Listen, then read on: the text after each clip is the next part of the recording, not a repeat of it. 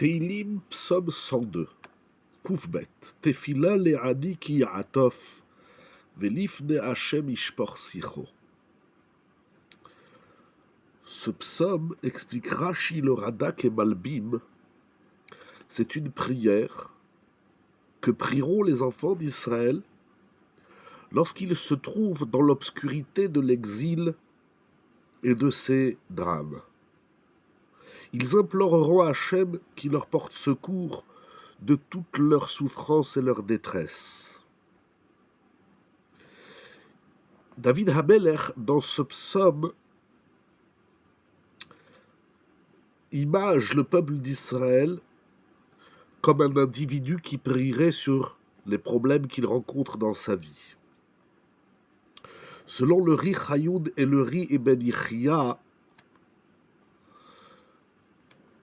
dans ce psaume, David Hamelech, il prie sur lui-même parce qu'il était poursuivi par Shaoul et ses hommes. Donc c'est une prière pour lui-même.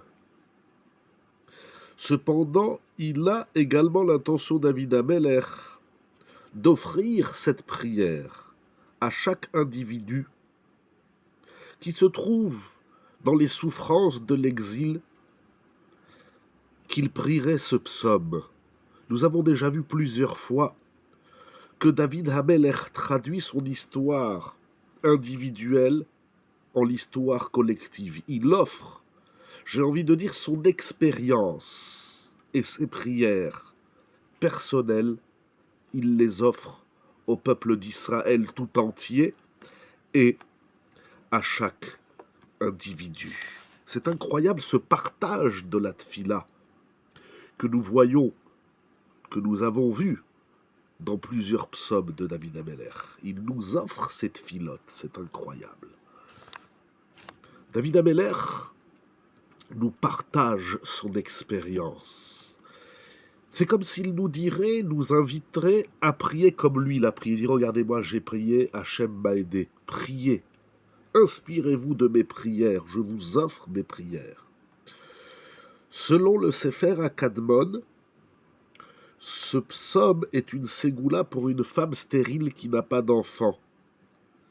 Elle implore dans ce psaume la rahamim d'Akadosh Baruch, la miséricorde divine. David Hamelech, il veut voir le bonheur de chaque individu, au masculin, au féminin.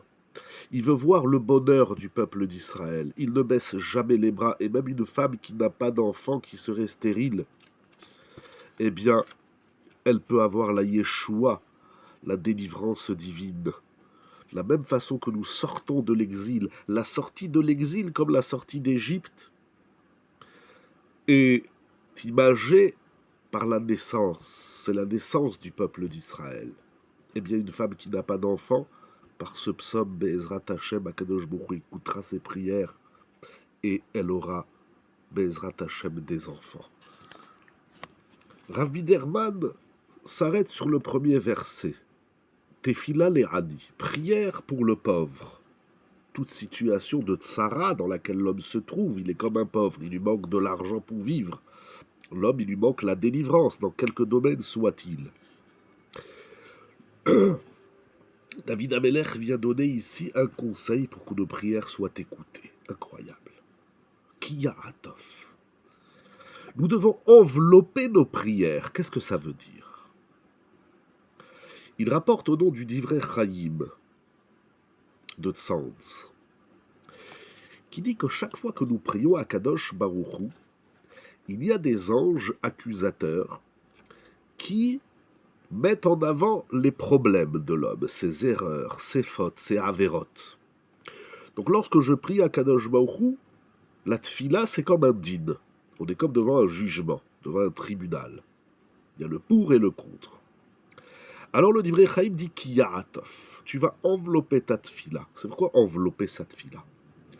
Ça veut dire que lorsque tu parles de la vie, tu es au travail ou tu es au Beth Midrash, tu étudies la Torah, tu vas envelopper dans ton discours du quotidien tes prières afin de troquer l'ange accusateur. Lorsque je m'apprête à prier, l'ange accusateur vient. Mais lorsque ma prière, elle est enveloppée dans mon discours, style de rien, je parle, Ishtabar chez moi, Kadosh Baruch Hu, délivre-moi de ci, de ça, on va voir la santé, la parnassa, le shalom, ce que chacun il a besoin. Il faut envelopper cette fille-là pour déjouer l'ange accusateur. Incroyable. Rabbi Biderman rapporte encore au nom du Al-Shir à Kadosh, Rabbi Moshe Al-Shir, qui dit, regardez comment est appelée la prière. Yishpor sicho, Venifne Hashem Yishpor sicho. Et devant Dieu, il déversera son discours.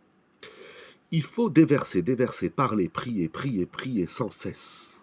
Il faut déverser la tfila. C'est pas, voilà, j'ai fini de prier, maintenant j'attends la réponse. Prie, ne t'arrête pas. Il ne faut pas s'arrêter de prier. Il faut déverser sans arrêt. C'est-à-dire que non seulement que David Amelech, il nous offre cette tfila, il nous apprend également comment prier, comment adresser nos prières à Akadosh Baruch. Bezrat Hashem, Ishtabar Shemolad.